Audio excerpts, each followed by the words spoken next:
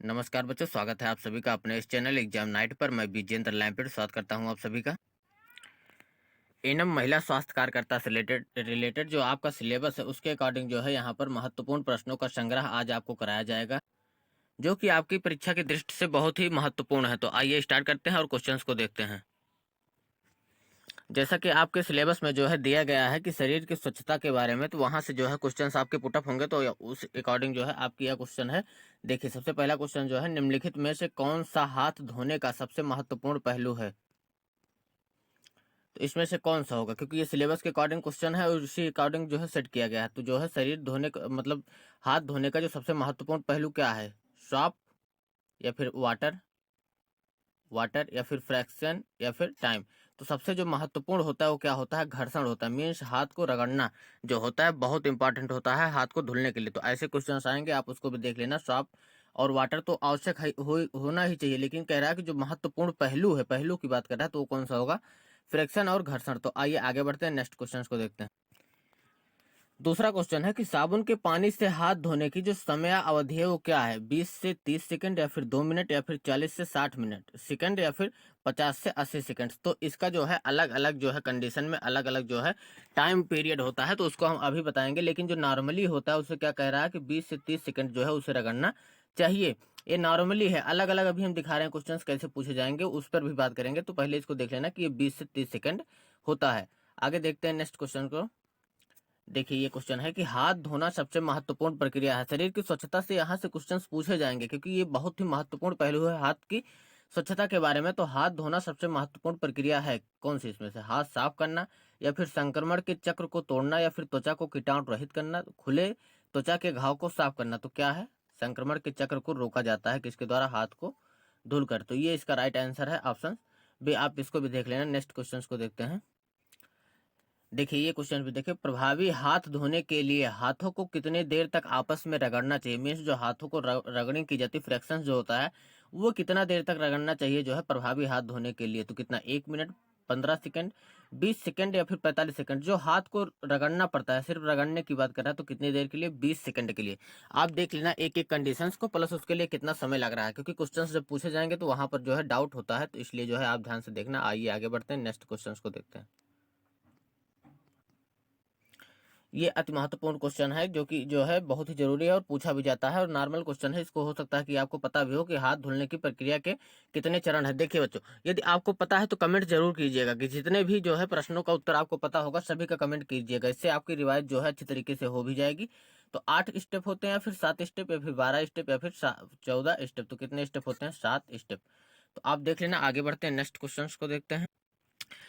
ये कंडीशन देख लिए कि इससे पहले कि आप रोगी के साथ काम करना शुरू करें, आपको एक प्रदर्शन करना चाहिए कि आपको 1 मिनट हैंड वॉश करना चाहिए, 2 मिनट हैंड वॉश करना चाहिए, 3 मिनट हैंड वॉश, या फिर 5 मिनट। तो आपको कितना देर हैंड वॉश करना चाहिए? 2 मिनट।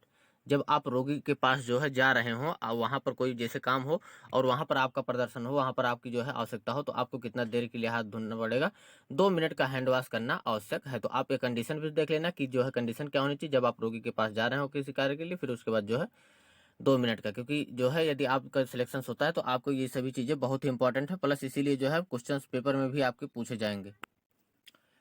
ये क्वेश्चन देखिए कि आपको नल बंद करना चाहिए। आपको नल बंद करना चाहिए कब? जैसे अपने हाथ को सुखाने वाले तौलिए से। मीन्स जो आपकी नल की टोटी है, टैब है, उसे किस तरीके से बंद करना है आपको? कि अपने हाथ को, क्योंकि जब आप हाथ धुलेंगे जो है किसी भी जो है इंस्ट्रूमेंट को छूने से पहले, जो मतलब मेडिकल इंस्ट्रूमेंट्स होते हैं, तो उसके बाद आप क्या करेंगे? अपने हाथ को जो है धुलेंगे कैसे? अपने हाथ को सुखाने वाले तौलिए से, साफ नम कागज से, एक सूखा कागज से, या फिर उपयुक्त सभी से। तो आप किसी से भी नहीं हाथ को जो है अपने मतलब टैब को बंद कर सकते, क्योंकि वहां पर भी जो है बैक्टीरिया लगे होते हैं। तो अपने हाथ को सुखाने वाले तौलिए से तो आप नहीं करेंगे, क्योंकि उसी से आपको फिर हाथ को जो है सुखाना है। साफ नम कागज से, जो कागज मतलब गीला हो लेकिन साफ हो, क्योंकि गीली चीजों में जो है संचरण होता है, तो इसलिए आप इसको भी नहीं करेंगे। एक सूखा कागज जो होगा आप उससे जो है टैब जो नल का मतलब टैब है, टोटी है, उसे बंद कर सकते हैं। किससे? एक सूखा कागज से, क्योंकि सूखे चीजों में जो है संक्रमण कम होता है या फिर नहीं के बराबर होता है। आइए आगे बढ़ते हैं, नेक्स्ट क्वेश्चन को देखते हैं, क्योंकि इन दोनों कंडीशन के अकॉर्डिंग ये कंडीशन सबसे बेस्ट थी। हाथ ना धुलने से आपको संक्रमण हो सकता है। यदि आप हाथ नहीं धुलते हैं तो आपको, क्योंकि बच्चों जो है शरीर की स्वच्छता से अकॉर्डिंग यहाँ से क्वेश्चंस पूछे जाएंगे और आपके सिलेबस में भी है, इसलिए ये सभी क्वेश्चंस जो है आपके सिलेबस के अकॉर्डिंग ही हम जो है मतलब खोज कर प्लस उसके बाद सेट किए हैं कि आपकी कंडीशंस क्या बन सकती है और क्वेश्चंस कैसे पूछे जा सकते हैं। प्लस यदि आपको क्लास अच्छी लग रही है तो आप लाइक सब्सक्राइब जरूर चैनल को कर दीजिएगा, क्योंकि उससे मोटिवेशन बढ़ता है और आगे हम ऐसे ही वीडियो बनाएंगे, आप कमेंट भी करके बताना। तो इसमें जो है हाथ धुलने से आपको संक्रमण हो सकता है, किससे? कोल्ड एंड फ्लू से, या फिर सल्मोनेला से, या फिर कोरोना वायरस से। तो ये सभी जितनी भी कंडीशंस होती हैं, इन सभी में यदि आप हाथ नहीं धुलते हैं तो आपको परेशानी हो सकती है। इसलिए ऑल ऑफ द एबव जो आंसर है इसका राइट आंसर है।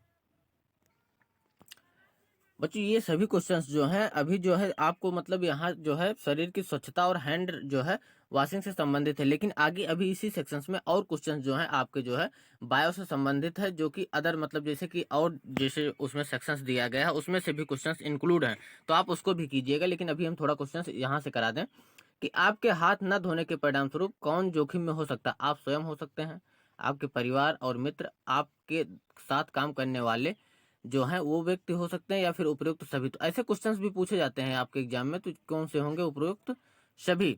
आइए आगे बढ़ते हैं, नेक्स्ट क्वेश्चंस को देखते हैं।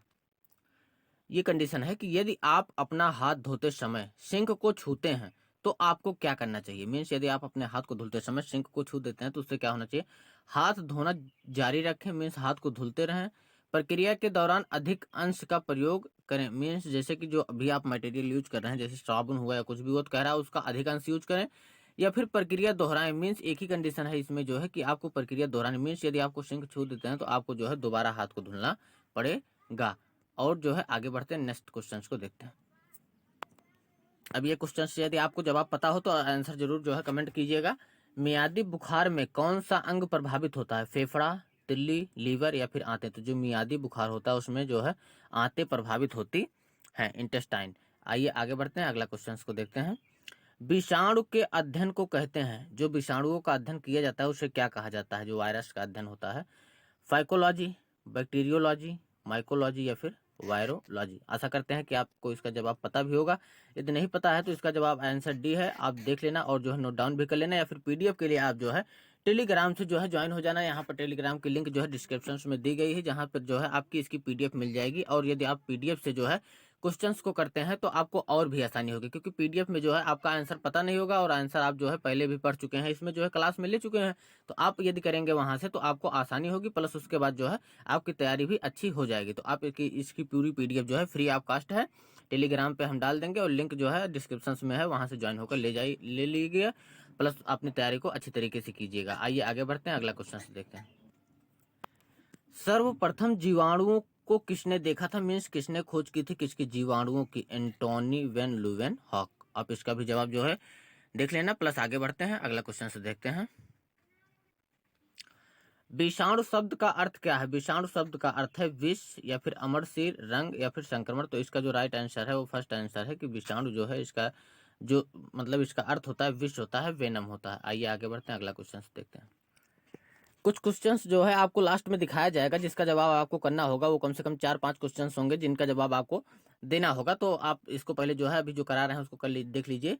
मलेरिया तथा डेंगू होने के कारण जो है क्रमशः है क्या? जीवाणु व वायरस। ये क्वेश्चंस बहुत इंपॉर्टेंट है, जो है अलग भी पूछा जा सकता है कि मलेरिया के वाहक क्या है और जो है डेंगू के वाहक क्या है, या फिर ऐसे ही एक साथ पूछा जा सकता है। तो आपको यहाँ से रिलेट करना पड़ेगा कि जो है मलेरिया के लिए जो होता है वो प्रोटोजोआ होता है, प्लस डेंगू के लिए जो होता है वो वायरस होता है। तो दोनों एक साथ होने चाहिए। तो पहले मलेरिया है तो पहले क्या होना चाहिए? प्रोटोजोआ, जो कि कहाँ पर है? इसमें नहीं है, इसमें यहाँ पर है प्रोटोजोआ, और वायरस जो है यहाँ पर है।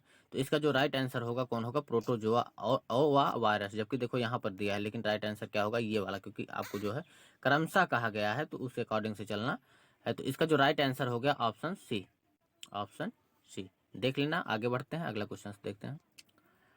ये क्वेश्चंस देखना हमारा प्रयास है कि जो है शरीर की स्वच्छता से ज़्यादा क्वेश्चंस करा दें, क्योंकि ये अभी सेक्शन जो हम लिए हैं शरीर की स्वच्छता के लिए ही लिए हैं, प्लस आगे जो है अदर सेक्शंस जब कराएंगे तो उसमें जो है उस टॉपिक के इंपॉर्टेंट क्वेश्चंस को इंक्लूड करेंगे। कुछ अदर जानकारियां हमने जैसे आपको दी वायरस और विषाणु के बारे में, उसके बाद जो है शरीर की स्वच्छता के बारे में, जैसा आप कहेंगे उस हिसाब से जो है आपकी तैयारी हम करवा देंगे पूरी अच्छी तरीके से।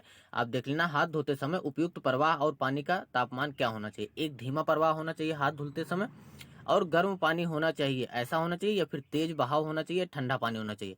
एक माध्यम प्रवाह होना चाहिए, और क्या होना चाहिए? गर्म पानी होना चाहिए एक माध्यम प्रवाह और गर्म पानी। दो ऑप्शन जो है एक समान हो गए हैं, जबकि ऑप्शन इसका जो है यही वाला सही है दोनों की, एक माध्यम प्रवाह और गर्म पानी होना चाहिए। आप देख लेना ये ऑप्शन जो है सही है, क्योंकि दोनों सेम है तो इसलिए दोनों सही होंगे, लेकिन जो है आप देख लेना कि इसका राइट आंसर क्या है, एक प्रवाह और गर्म पानी।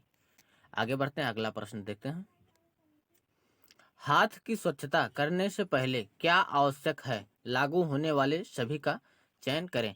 दृश्यमान मिट्टी के लिए हाथों का आकलन करें। मीन्स यदि आपका ऐसे, इनका कहने का मतलब यह है कि यदि दृश्यमान मिट्टी आपके हाथों पर दिख रही तब आप हाथ धुलें। मीन्स उस प्रक्रिया का चयन करना है जब आपको हाथ धुलना है।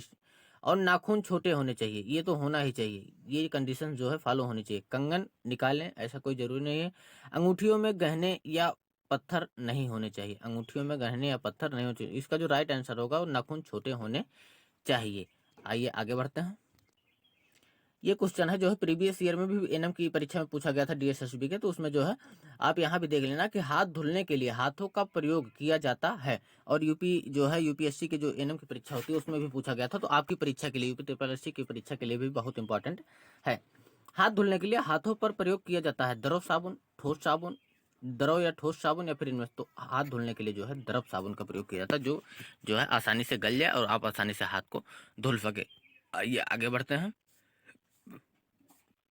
कोविड-19 कोरोना वायरस कैसे फैलता है? संक्रमित व्यक्ति के खांसने व छींकने से, संक्रमित सतह से या फिर भोजन से? अब देख लेना यहाँ पर जो ये दोनों ऑप्शन तो राइट है। भोजन से जो है यहाँ पर जो है यदि आप करेंगे तीनों तो फिर यहाँ पर ऑप्शन है नहीं। तो संक्रमित व्यक्ति के खांसने व छींकने प्लस संक्रमित सतह से जो है क्या फैलता है? कोरोना वायरस फैलता है। तो इसका जो राइट आंसर होगा वो इस अकॉर्डिंग से होगा कि ए व बी दोनों। कंडीशंस भी आप देखते रहना। आगे बढ़ते हैं, अगला क्वेश्चन। निम्नलिखित में से कौन सी बीमारी मच्छर से नहीं फैलती है? निम्नलिखित में से कौन सी बीमारी मच्छर से नहीं फैलती है? डेंगू, मलेरिया, मस्तिष्क ज्वर या फिर निमोनिया? तो कौन सी नहीं फैलती है? निमोनिया। अब देखिए ये क्वेश्चंस जो है इसे आपको जो है कमेंट करना है कि आपका इसका आंसर क्या है। आप देखना जो 2 मिनट की हाथ धुलने की प्रक्रिया के उद्देश्यों में से एक नहीं है सुरक्षित स्वच्छ वातावरण बनाए रखना, जीवाणु संक्रमण को रोकें, सूक्ष्म जीवों के क्रॉस संदूषण प्रसार को रोकना या फिर उनके संचरण को रोकने के लिए सभी सूक्ष्म जो है जीवों को नष्ट कर दें। और कंपटीशन जैसा कि कमी है आपकी परीक्षा में, लेकिन तैयारी बहुत अच्छी तरीके से करनी है, क्योंकि आपको जो है 9212 पदों में से आना है, ना कि जो है 9213वीं पद पे भी आप आते हैं तब भी आपका सिलेक्शन नहीं होगा। तो इसलिए जो है आप मेहनत के साथ तैयारी करें और जो है सारे क्वेश्चंस को जो है देखते रहें। एक एक क्वेश्चन आप देख लेना कि जब हाथ स्पष्ट रूप से गंदे ना हो तो अल्कोहल आधारित हैंड रब करने से क्या लाभ होता है? कम समय लगता है, सभी बैक्टीरिया और वायरस को हटा देता है, साबुन और पानी की तुलना में अधिक प्रभावी है जब हाथ स्पष्ट रूप से गंदे ना हो।